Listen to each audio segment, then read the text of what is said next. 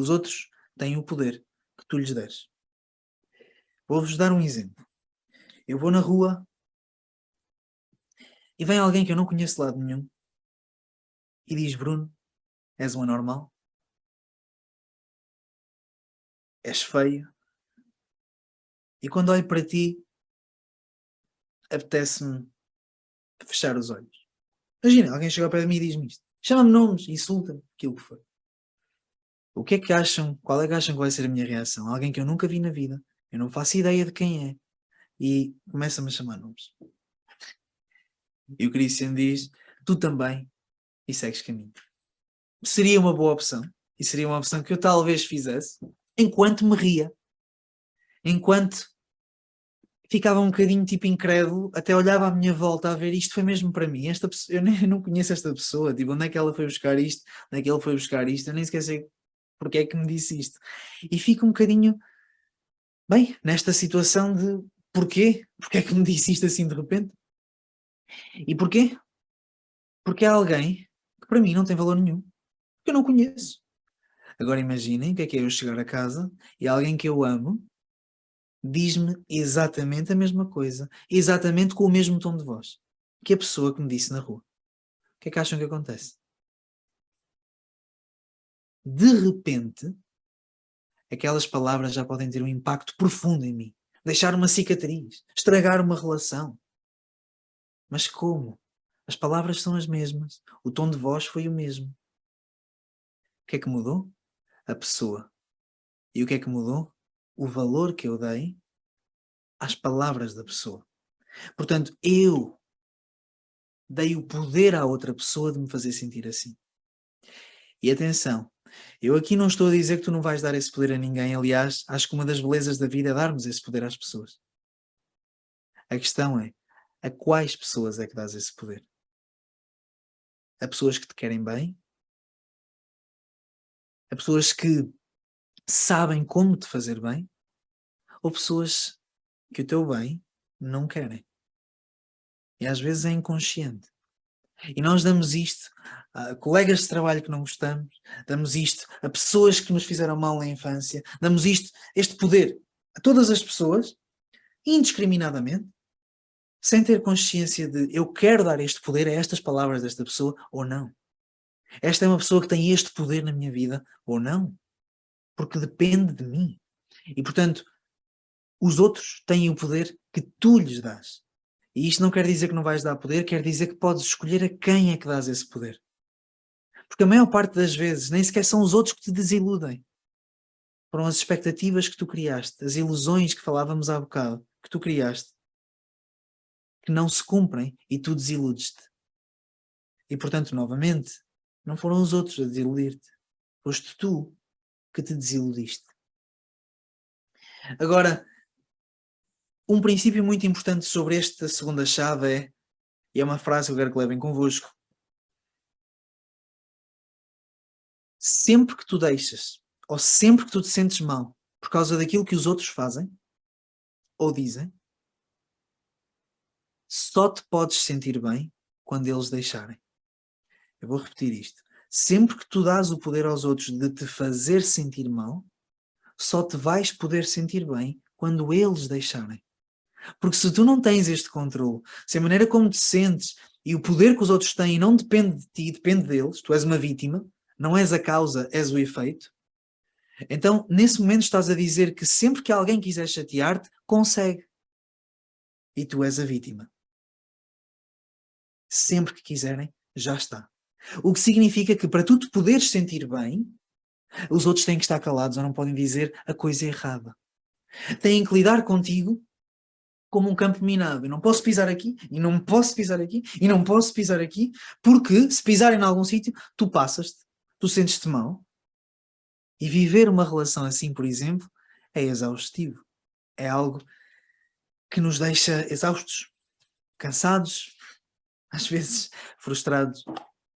E no dia a dia, se eu deixo isto acontecer, eu estou novamente a deixar a qualidade da minha vida nas mãos dos outros. Portanto, os outros têm o poder que tu lhes deres. Depois passamos para o princípio 3. Tu não és um robô. O que é que isto quer dizer? Duas coisas. Coisa número 1. Quando eu carrego num botão, tu não tens que reagir daquela maneira. Quando eu carrego no outro botão, tu não tens que reagir da outra maneira. A mensagem desta chave é: não sejas tão previsível. Porque tu tens pessoas que não gostam muito de ti, pelo menos profundamente não, e podem ser pessoas que na tua vida já te fizeram algumas coisas que não gostaste, e são pessoas que lidam contigo provavelmente no teu dia-a-dia, e que sabem, têm um comando, e que sabem que basta carregar no botão A para tu te sentires mal, basta carregar no botão B para tu te sentires bem, têm o comando de ti. E então a primeira regra desta chave, tu não és um robô, é para te dizer: não tens que reagir, este botão dá naquele, este botão dá aquela resposta. E a segunda parte desta ideia, tu não és um robô, é para te dizer outra coisa, que é: só por saberes estas regras e por começares a estudar isto, não quer dizer que a partir de agora tenhas que estar sempre bem. Tu não és um robô. És um ser humano. Vais ter momentos, vais ter fases, vais querer passar por fases. Eu tenho ferramentas e às vezes as pessoas dizem-me: oh Bruno, porque é que tu podias agora mudar isso no instante? Não precisavas estar assim triste ou chateado ou aquilo que for. Eu sei, mas eu sou um humano, não sou um robô. Também gosto de estar assim, faz parte, quero viver as emoções. Agora, se chegar a um ponto em que já é demais, e esse ponto que já é demais, cada um vai definir por si, mas a maior parte de nós vive no demais, quando chega a um ponto em que já é muito tempo a viver a mesma emoção, a pensar na mesma coisa, então aí sim tenho ferramentas e vou mudar isso. Porque não quero isso para mim. Mas sou um ser humano, quero passar por isso. Estou deixado por alguém que gosta de mim. Qual é o sentido que faz para mim estar feliz nesse momento? Não faz sentido, não é sequer ecológico para mim. Eu quero estar dessa maneira, quero sentir isso.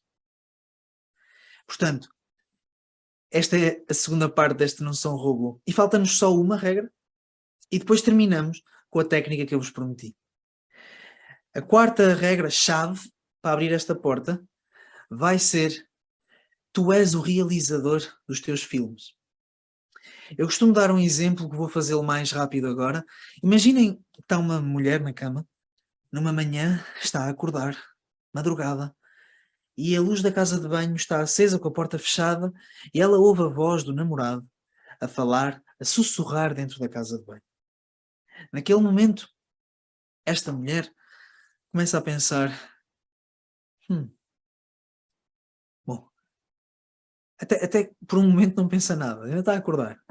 Mas depois continua a ouvir o namorado a falar e começa a pensar: que estranho, a falar a esta hora? Com quem? E depois passa um bocadinho mais de tempo e pensa: bem, será que é com aquela do trabalho, aquela nova que entrou há um mês? Será que... E começa a ver cenários.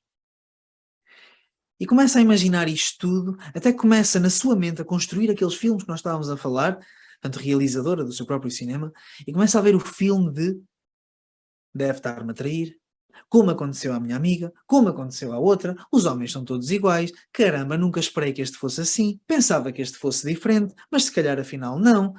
Bah, estás a ser parva, mas depois de dizer isto, ninguém estás a ser parva, vá, esquece disso. Mas realmente aconteceu àquela, mas realmente aconteceu à outra, ele é um homem, realmente ele é bonito, se calhar tem outro. Ele sai da casa de banho, fecha a luz, ela finge que ainda está a dormir, e ele vem e vê que ela está meio acordada e vai-lhe dar um abraço. Como é que vocês acham que ela vai reagir a esse abraço? Digam só bem ou mal, B ou M. Pois, Jorge diz: ui, chega para lá. Mal, não vai reagir muito bem, ou pelo menos não vai ser tão quente como podia ser. Vai se afastar um bocadinho, não vai receber tão bem um abraço. E agora imaginem que isso se perpetua. O que é que vai começar a acontecer? O homem, mesmo que não estivesse a fazer nada, vai começar a sentir que ela não é a mulher que ele conheceu. Que ela é alguém um bocadinho mais fria, que já não me abraça como de antes, que não me dá o carinho que eu gostava de receber. Ainda por cima estou numa fase tão difícil no trabalho, preciso de receber isto. E atenção, estou a falar de um homem neste caso, nesta posição, podia ser a mulher, podia ser vice-versa, não interessa. E então o que é que acontece? Ao fim de algum tempo ele começa a sentir que ela não lhe dá aquilo que ele precisa, inconscientemente, antes de ser consciente. E depois, por acaso, aquela nova colega do trabalho até lhe dá muito carinho, muita atenção, trata-o bem. E ele, sem se aperceber, fica a dar-se mais tempo com ela, fica mais tarde no trabalho. E sem querer, andando para a frente. Isto aqui, atenção, obviamente não é a única solução, o único desfecho, mas a probabilidade aumenta dele trair por causa do pensamento dela.